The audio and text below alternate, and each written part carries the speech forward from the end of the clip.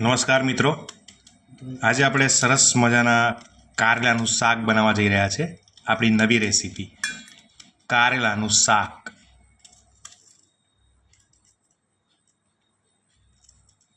મિત્રો, કારેલાનું શાક બનાવતા પહેલાં આપણે 4-5 કારેલા લઈશું. આ રીતના 250 ગ્રામ. તેને આવા સરસ મજાના નાના નાના કટકા કરીને કાપી નાખીશું.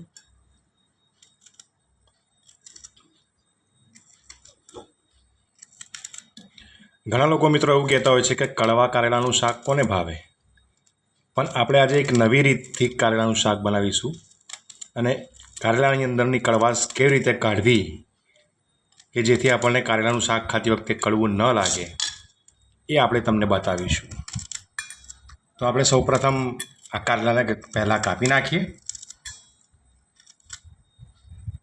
પછી આપણે જોઈએ કે કારેલાનું કડવાશ કેવી રીતે કાઢવી તે. તો મિત્રો, આ રીતે કારેલાને ગોલ ગોલ ઝીણા ઝીણા સમારી નાખવાના હોય છે અને કારેલા સમારતા પહેલાં તેને પાણીમાં ધોઈ નાખવાના હોય છે.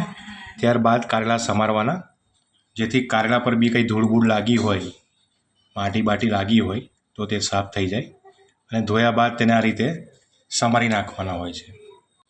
અને સમારી ગયા બાદ તેની અંદર આપણે મીઠું નાખીશું. આવી રીતે એની અંદર 2-3 ચમચી મીઠું નાખીશું. મિત્રો, આપણે જે મીઠું નાખ્યું હતું તેને આ રીતે બરાબર કારેલાના કટકાની અંદર ભેળવી દઈશું અને એ કારેલા કાપેલા જે છે એના ટુકડાઓની અંદર મીઠું બરાબર મિક્સ થઈ જાય તે રીતે તેને મિક્સ કરીશું.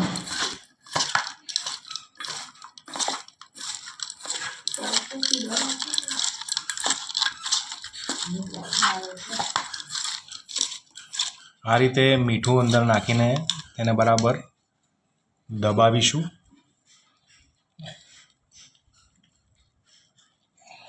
આવું કરવાથી મિત્રો કડવા જે કારેલા તમને લાગતા હોય છે લાગે નહીં. તમે જોઈ શકો છો કે તેમાંથી પાણી છૂટી રહ્યું છે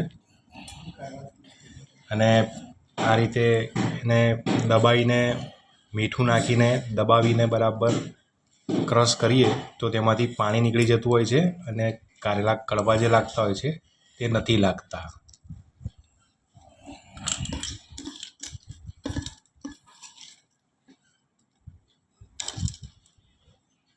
અને મિત્રો, કારેલામાં જે મોટા મોટા બિયા હોય તે પણ આપણે કાઢી નાખવા, જેથી આપણને કારેલા કડવા ન લાગે. આ તમે જોઈ શકો છો કે આપણે મીઠું નાખીને જે કારેલાને મિક્સ કર્યા હતા બરાબર, અને હવે એને આ રીતે દબાવીએ તો તમે જુઓ કેવું પાણી નીકળી રહ્યું છે.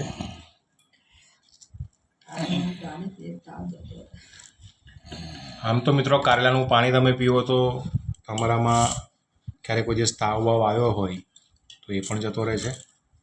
એટલે એનું પાણી પણ આપણા માટે બહુ ગુણકારી છે. પણ ખાવા માટે આપણે કારેલા હંમેશા વધારે પ્રિફર નથી કરતા, કારણ કે આપણને કડવા લાગતા હોય છે. તો તેની કડવાશ મિત્રો જો આ રીતે દૂર કરવાની હોય છે. મીઠું નાખીને તેને બરાબર મિક્સ કરીને કારેલાને આ રીતે દબાવવાના, જેથી તેમાં રહેલી કડવાશ બધી નીકળી જાય છે.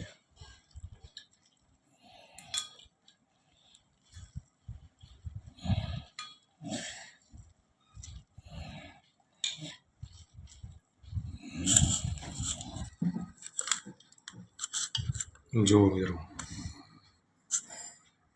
તો ચાલો હવે આપણે આગળનો પ્રોસેસ કરીએ શાક બનાવવાનો.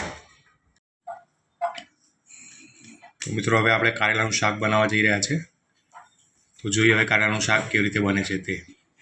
મિત્રો, કારેલાનું શાક બનાવતા પહેલાં સૌ પ્રથમ આપણે હવે કઢિયું લઈ લઈશું.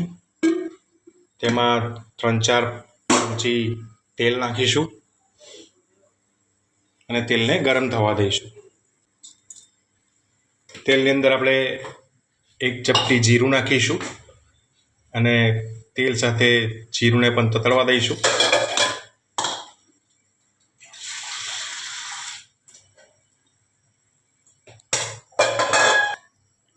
આપણે મિત્રો એકલું કારેલાનું શાક નથી બનાવતા, કારેલાના શાકમાં આપણે 1 ડુંગળી પણ નાખીશું, સમારેલી ડુંગળી. એટલે કારેલા ડુંગળીનું શાક એવું આપણે કહી શકીએ.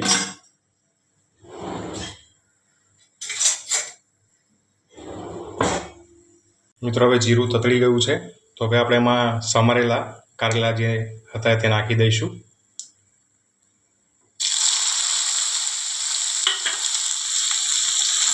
તેને હલાવી દઈશું, મિક્સ કરી દઈશું.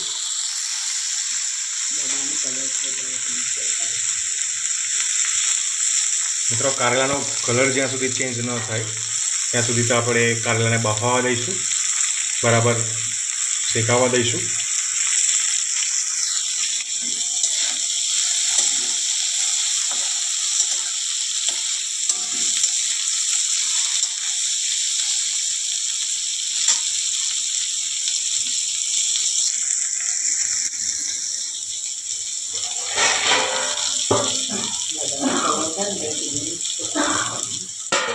આપણે મિત્રોને 5-10 મિનિટ કારેલાને બફાવવા માટે છોડી દઈશું.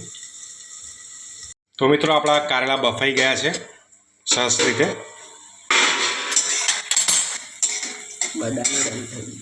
એનો રંગ બદામી જેવો થઈ ગયો છે, એટલે આવો બદામી રંગ થાય એટલે તમારે સમજી જવું કે કારેલા બફાઈ ગયા.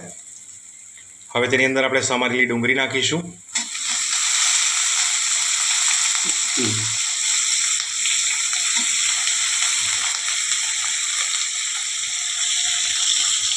તેની અંદર બરાબર મિક્સ કરી દઈશું.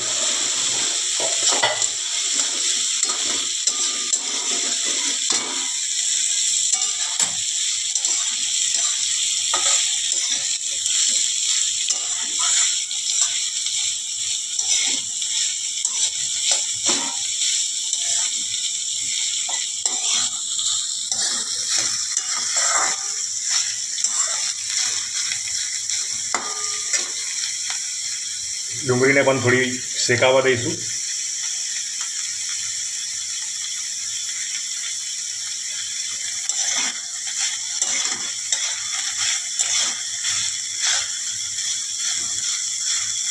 અને ડુંગળી અને કારેલા બરાબર ભળી જાય, ડુંગળી બફાઈ જાય, ત્યારબાદ આપણે એમાં ગરમ મસાલા નાખીશું.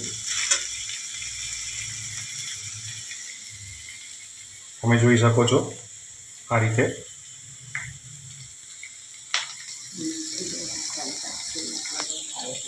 મિત્રો આપણે કારેલામાંથી પાણી કાઢવા માટે ની અંદર મીઠું નાખીને તેને બરાબર મિક્સ કરીને નીચવ્યા હતા અને પાણી કાઢી નાખ્યું હતું.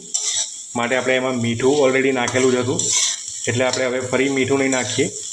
જો તમારે ફરી મીઠું નાખવું હોય તો એ પહેલાં શાક ચાખી લેવું થોડુંક લઈને, કે જેથી તમને ખબર પડે કે મીઠું પ્રમાણમાં બરાબર છે કે નહીં. અને જો મીઠું બરાબર પ્રમાણમાં હોય તો આમાં મીઠું નાખવાની જરૂર નથી. તો મિત્રો હવે આપણે બધા મસાલા નાખીશું વારાફરતી.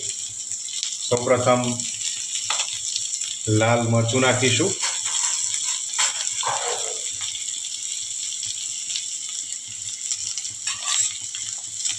ત્યારબાદ હળદર, ધાણા જીરું, તેને બરાબર મિક્સ કરી દઈશું.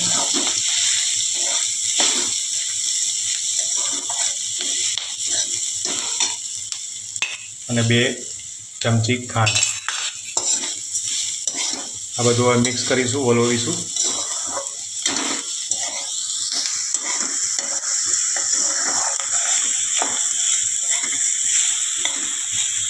ધીરા તાપે આપણે એને હવે થોડુંક બફાવા દઈશું.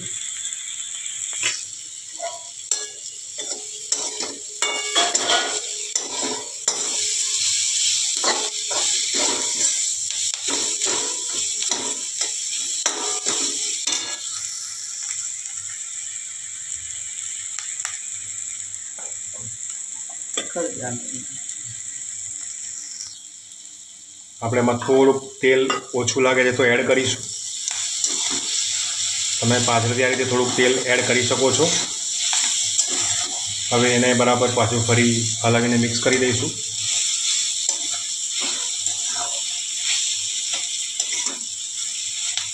જો મિત્રો સરસ મજાનો કલર થઈ ગયો છે શાકનો. કારેલા ડુંગળીનું શાક તો મિત્રો આ રીતે કારેલા ડુંગળીનું શાક બનતું હોય છે. તમે પણ આને જોઈને બનાવવાનો પ્રયત્ન કરજો અને અમારો વિડીયો તમને ગમે તો લાઈક કરજો, શેર કરજો, ચેનલ સબસ્ક્રાઈબ કરજો અને તમારા બીજા બધા મિત્રોને પણ આ વિડીયો મોકલજો અને બતાવજો કે કારેલા ડુંગળીનું શાક કેવી રીતે થાય છે તે.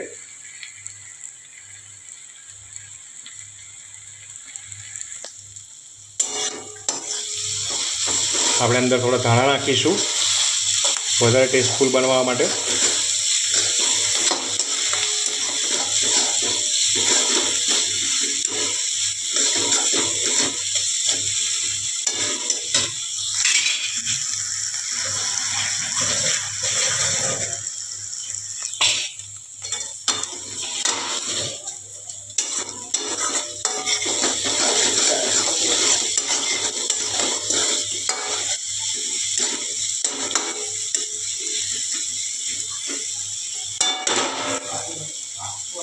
તો મિત્રો તૈયાર છે સરસ મજાનું કારેલા ડુંગળીનું શાક.